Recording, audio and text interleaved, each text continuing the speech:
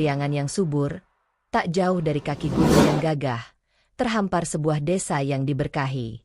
Tanah di sana amat gembur, air sungai mengalir jernih tanpa henti, dan hasil panen selalu melimpah ruah. Penduduk desa hidup dalam kedamaian dan kesederhanaan. Mereka saling tolong-menolong, menjunjung tinggi adat istiadat, dan selalu berbagi hasil bumi di setiap musim panen. Kebahagiaan mereka bukanlah diukur dari emas, melainkan dari senyum dan kehangatan kebersamaan. Namun, di tengah kesederhanaan itu, tinggallah seorang wanita bernama Nyi Endit. Ia adalah seorang janda yang ditinggal mati suaminya, seorang saudagar kaya raya yang mewariskan harta tak terhitung banyaknya. Rumah Nyi Endit berdiri paling megah, dikelilingi pagar tinggi, dan gudangnya penuh dengan karung-karung beras, emas batangan, serta permata berkilauan. Nyi Endit tidak pernah kekurangan apapun. Sayangnya, melimpahnya harta benda tidak membuat hati Nyi Endit menjadi kaya. Justru sebaliknya, kekayaan itu mengikis habis rasa kemanusiaan dan empati di hatinya. Nyi Endit tumbuh menjadi pribadi yang sangat pelit, angkuh, dan penuh kesombongan. Ia bahkan tidak mau berbicara dengan penduduk desa yang ia anggap derajatnya jauh lebih rendah darinya, hanya karena mereka hidup dalam kesederhanaan. Nyi Endit mulai menjalankan praktik lintah darat di desanya sendiri. Ia meminjamkan uang kepada petani yang sedang kesulitan modal, tetapi dengan bunga yang mencekik.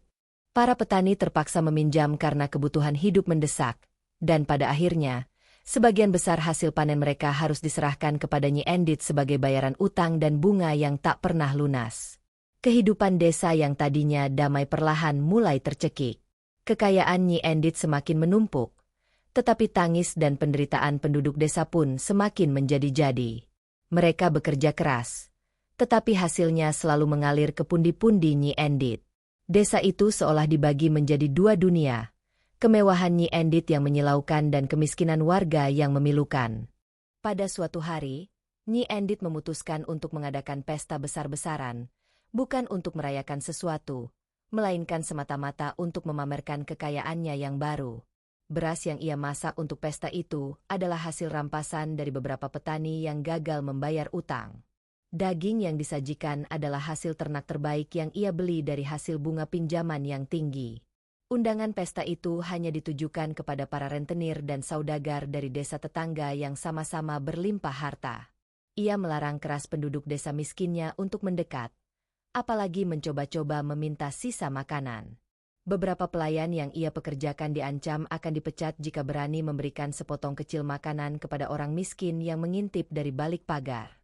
Kemeriahan pesta itu sungguh menyolok mata. Tarian-tarian dan musik tradisional dimainkan sepanjang hari. Gelak tawa para tamu yang mengenakan pakaian mahal dan perhiasan berkilauan terdengar hingga ke pelosok desa. Namun, bagi penduduk desa, suara tawa itu terasa seperti cemoohan yang melukai harga diri mereka. Di luar pagar rumah Nyi Endit, tampak beberapa anak kecil dengan perut lapar dan mata berbinar-binar melihat sisa-sisa makanan yang dibuang oleh para tamu. Ada pula beberapa ibu yang menahan air mata melihat anak-anak mereka menelan ludah karena mencium aroma masakan lezat yang tak mungkin mereka cicipi. Semua penderitaan ini diabaikan begitu saja oleh Nyi Endit, yang sedang duduk di singgasana megahnya. Nyi Endit, yang mengenakan perhiasan berlian paling besar, tersenyum puas melihat betapa megahnya pesta itu. Ia merasa telah mencapai puncak kesuksesan, menganggap dirinya lebih hebat dari siapapun di muka bumi. Ia bahkan tidak menyadari bahwa kebahagiaan yang ia rasakan itu hanyalah kebahagiaan semu, dibangun di atas fondasi keserakahan dan air mata orang lain. Saat pesta mencapai puncaknya di sore hari, ketika para tamu sedang asyik bercengkrama dan tertawa, tiba-tiba suasana menjadi hening. Semua mata tertuju pada gerbang masuk. Sesosok tubuh renta berdiri tegak di sana. Itu adalah seorang kakek tua yang berpakaian sangat lusuh dan kotor, dengan rambut putih berantakan dan janggut panjang. Ia berjalan tertatih-tatih, hanya berbekal sebatang tongkat kayu. Wajahnya kurus, tampak lelah, dan matanya memancarkan kesedihan. Ia berjalan perlahan, memasuki halaman rumah Nyi Endit yang penuh kemegahan. Para tamu seketika memasang wajah jijik. Beberapa pelayan berusaha menghalau kakek itu, tetapi langkah kakek itu terlampau mantap. Kakek itu tidak mencari masalah. Ia hanya ingin menyampaikan permohonan yang amat sederhana. "Nyi Endit," panggil kakek itu dengan suara parau yang nyaris tak terdengar. "Aku sudah berjalan jauh dan lapar. Bisakah aku meminta sedikit sisa nasi dan seteguk air untuk menghilangkan dahaga?" Nyi Endit yang mendengar permintaan itu langsung bangkit dari kursinya dengan wajah merah padam karena marah. Ia merasa harga dirinya diinjak-injak oleh kedatangan pengemis di tengah pestanya. Ia berteriak. Suaranya menggelegar mengalahkan musik pesta. Bab 4. Pengusiran dan kata-kata peringatan. "Berani-beraninya kau, pengemis bau, mengotori rumahku yang mewah ini dengan kehadiranmu. Pergi dari sini. Jangan harap aku akan memberimu sebutir nasi pun," hardik Nyi Endit, sambil meludah ke samping seolah jijik melihat kakek itu. "Kau pikir aku ini gudang sedekah? Kalau kau lapar, bekerjalah. Jangan hanya tahu meminta-minta." Kakek tua itu tidak menunjukkan kemarahan, hanya kesedihan yang mendalam. Ia memandang Nyi Endit dengan tatapan penuh iba, seolah-olah yang seharusnya dikasihani bukanlah dirinya, melainkan jiwa Nyi Endit yang miskin. "Nyi Endit," ujar kakek itu, suaranya kini terdengar lebih jelas dan penuh wibawa, meski pelan. "Kau memiliki harta yang tak habis 7 turunan, tetapi kau tidak memiliki sebutir pun hati. Kau membiarkan tetanggamu kelaparan, dan kau menghina mereka yang meminta pertolongan dengan seikhlas-ikhlasnya. Ingatlah, Nyi, kekayaan adalah titipan. Jika kau salah menggunakannya, maka Sang Pencipta bisa mengambilnya kembali dalam sekejap." Nyi Endit justru tertawa terbahak-bahak mendengar kata-kata kakek itu. Tawa para tamunya pun menyusul, mengejek dan meremehkan peringatan dari pengemis tua. "Ambil kembali? Dasar kakek tua gila. Jangan harap bisa menakutiku. Pergi sebelum aku menyuruh pelayan memukulmu," ancam Nyi Endit. Kakek itu lantas berbalik perlahan, berjalan menuju halaman depan rumah Nyi Endit. Di sana, ia menancapkan tongkat kayunya ke tanah yang kering dan keras, tepat di tengah-tengah kerumunan pelayan dan tamu. Ia kemudian membiarkan tongkat itu tertanam dalam-dalam. "Berani-beraninya kau, pengemis bau, mengotori rumahku yang mewah ini dengan kehadiranmu. Pergi dari sini. Jangan harap aku akan memberimu sebutir nasi pun," hardik Nyi Endit, sambil meludah ke samping seolah jijik melihat kakek itu. "Kau pikir aku ini gudang sedekah? Kalau kau lapar, bekerjalah. Jangan hanya tahu meminta-minta." Kakek tua itu tidak menunjukkan kemarahan, hanya kesedihan yang mendalam. Ia memandang Nyi Endit dengan tatapan penuh iba, seolah-olah yang seharusnya dikasihani bukanlah dirinya, melainkan jiwa Nyi Endit yang miskin. "Nyi Endit," ujar kakek itu, suaranya kini terdengar lebih jelas dan penuh wibawa, meski pelan. "Kau memiliki harta yang tak habis 7 turunan, tetapi kau tidak memiliki sebutir pun hati. Kau membiarkan tetanggamu kelaparan, dan kau menghina mereka yang meminta pertolongan dengan seikhlas-ikhlasnya. Ingatlah, Nyi, kekayaan adalah titipan. Jika kau salah menggunakannya, maka Sang Pencipta bisa mengambilnya kembali dalam sekejap." Nyi Endit justru tertawa terbahak-bahak mendengar kata-kata kakek itu. Tawa para tamunya pun menyusul, mengejek dan meremehkan peringatan dari pengemis tua. "Ambil kembali? Dasar kakek tua gila. Jangan harap bisa menakutiku. Pergi sebelum aku menyuruh pelayan memukulmu," ancam Nyi Endit. Kakek itu lantas berbalik perlahan, berjalan menuju halaman depan rumah Nyi Endit. Di sana, ia menancapkan tongkat kayunya ke tanah yang kering dan keras, tepat di tengah-tengah kerumunan pelayan dan tamu. Ia kemudian membiarkan tongkat itu tertanam dalam-dalam. Setelah tongkat tertanam, kakek tua itu menghadap kembali ke arah Nyi Endit dan semua tamu. Ia mengangkat kedua tangannya ke langit, seolah sedang memohon restu dari Yang Maha Kuasa, sebelum kembali berbicara dengan nada penuh kekuatan. "Wahai Nyi Endit yang buta karena harta, kau telah melupakan arti dari berbagi dan kemanusiaan. Maka, aku tunjukkan padamu bahwa kekayaanmu tidak berarti apa-apa di hadapan kehendak langit." Kakek itu lantas mencabut tongkatnya dari tanah dengan sekali sentakan kuat. Begitu tongkat terlepas, air jernih menyembur dari lubang bekas tancapan tongkat itu. Semburan air itu mulanya hanya sebesar jari, tetapi dalam hitungan detik, ia berubah menjadi pancuran air raksasa yang menyembur tinggi dan deras, membasahi seluruh halaman pesta. Seketika, tawa para tamu berubah menjadi teriakan panik. Musik terhenti, dan semua orang berlarian menyelamatkan diri. Mereka tidak menyangka bahwa pengemis tua itu bukanlah orang sembarangan.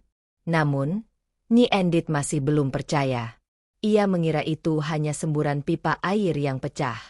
Tapi, air itu terus menyembur, tidak berhenti, dan mulai menggenangi seluruh halaman rumahnya. Kakek tua itu, sebelum menghilang di telan kerumunan, sempat menoleh sekali lagi ke arah Nyi Endit dengan tatapan prihatin. Semburan air dari lubang bekas tongkat itu semakin lama semakin besar dan deras. Air itu kini tidak hanya menggenangi halaman Nyi Endit, tetapi mulai meluber ke jalanan desa. Dalam waktu singkat, rumah-rumah penduduk yang sederhana mulai terendam air. Penduduk desa yang sedari tadi menyaksikan pesta dari kejauhan, kini panik dan berusaha menyelamatkan diri ke tempat yang lebih tinggi, yaitu perbukitan di dekat desa. Mereka menggendong anak-anak mereka, membawa ternak, dan meninggalkan semua harta benda mereka yang sedikit itu. Air itu seolah memiliki tujuan tunggal, menenggelamkan rumah Nyi Endit. Ketinggian air di halaman Nyi Endit jauh lebih tinggi daripada di tempat lain. Para tamu yang tadi tertawa kini berjuang mati-matian berenang atau mencari benda terapung untuk menyelamatkan nyawa mereka. Sementara itu, Nyi Endit, bukannya berusaha menyelamatkan diri, ia malah bergegas masuk ke dalam rumahnya yang sudah mulai terendam. Ia berteriak-teriak kepada pelayannya untuk mengumpulkan dan menyelamatkan semua harta bendanya yang berupa peti-peti emas dan perhiasan. Harta benda itu lebih penting baginya daripada nyawa. Sebelum kita lanjutkan cerita tentang nasib akhir Nyi Endit, sahabat budaya Nusantara, bagaimana menurut Anda tentang sikap Nyi Endit di bab ini? Apakah ia pantas menerima hukuman yang sebentar lagi akan tiba? Tuliskan pendapat Anda di kolom komentar di bawah. Jika Anda merasa cerita ini seru, dan Anda ingin terus mendukung upaya kami melestarikan legenda-legenda Indonesia yang kaya akan nilai moral, jangan lupa tekan tombol like dan subscribe ke channel kami. Dengan begitu, Anda membantu kami menghidupkan lebih banyak lagi kisah epik seperti ini. Ayo kita kembali ke kisah dramatis Nyi Endit. Air sudah mencapai dada Nyi Endit di dalam rumahnya. Pelayan-pelayannya memohon agar Nyi Endit segera meninggalkan rumah itu dan menyelamatkan diri. Namun, Nyi Endit menolak keras. Matanya hanya tertuju pada peti-peti emas yang terapung-apung di atas air. Tidak, aku tidak akan pergi. Ini semua hartaku. Aku sudah bersusah payah mendapatkannya, teriak Nyi Endit histeris. Ia mendorong peti-peti itu ke arah pintu, berharap bisa membawanya keluar.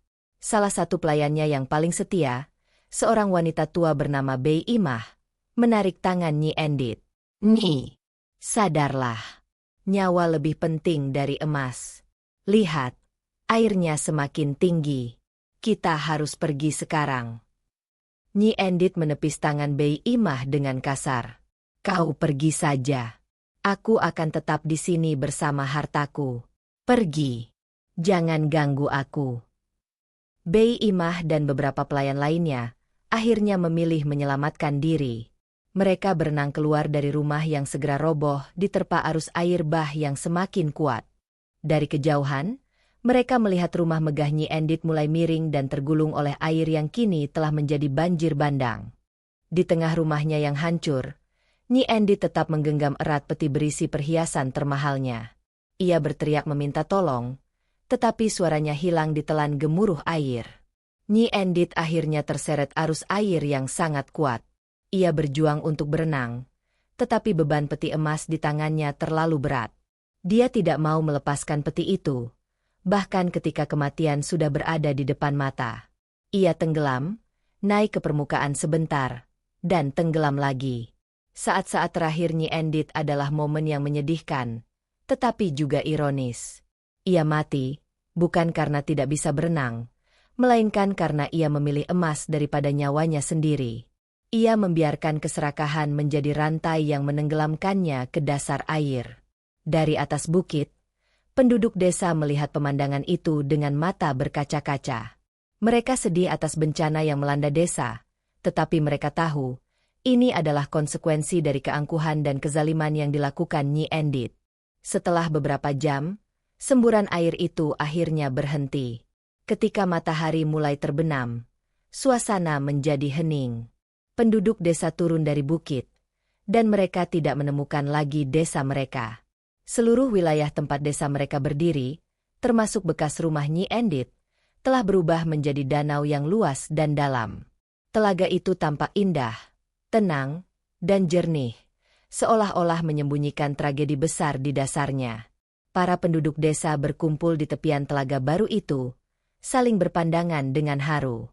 Sejak saat itu, penduduk desa menyebut tempat itu sebagai Situ Bagendit, Telaga Nyi Endit.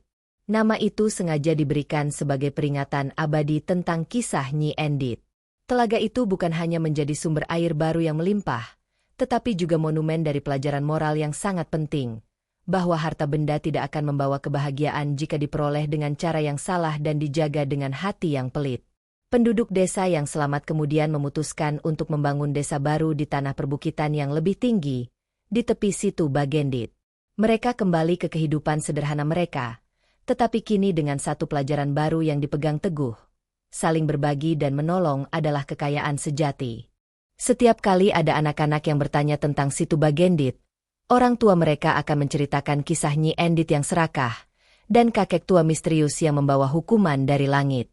Cerita itu tidak diceritakan untuk menakut-nakuti, melainkan untuk menanamkan nilai-nilai luhur budaya Sunda yang menghargai keramahan, tolong-menolong, dan kerendahan hati. Situ Bagendit pun menjadi salah satu tempat wisata yang terkenal, menarik banyak orang untuk datang menikmati keindahan telaganya. Para pengunjung yang datang tidak hanya disuguhi pemandangan air yang tenang dan pepohonan rindang, tetapi juga diingatkan akan kisah moral di baliknya. Hingga hari ini, ada yang percaya bahwa di dasar Situ Bagendit, tersembunyi puing-puing rumah Nyi Endit dan peti-peti emasnya, yang tetap menjadi beban yang menenggelamkan, bukan harta yang membebaskan. Kisah Nyi Endit adalah cermin bagi kita semua. Kekayaan terbesar bukanlah apa yang kita kumpulkan, melainkan apa yang kita berikan. Terima kasih telah menyimak kisah Situ Bagendit hingga akhir. Jangan lupa tinggalkan komentar Anda. Bagikan cerita ini kepada teman-teman Anda, dan pastikan Anda sudah subscribe agar kami bisa terus melestarikan warisan kisah-kisah Nusantara untuk generasi mendatang. Sampai jumpa di kisah epik berikutnya.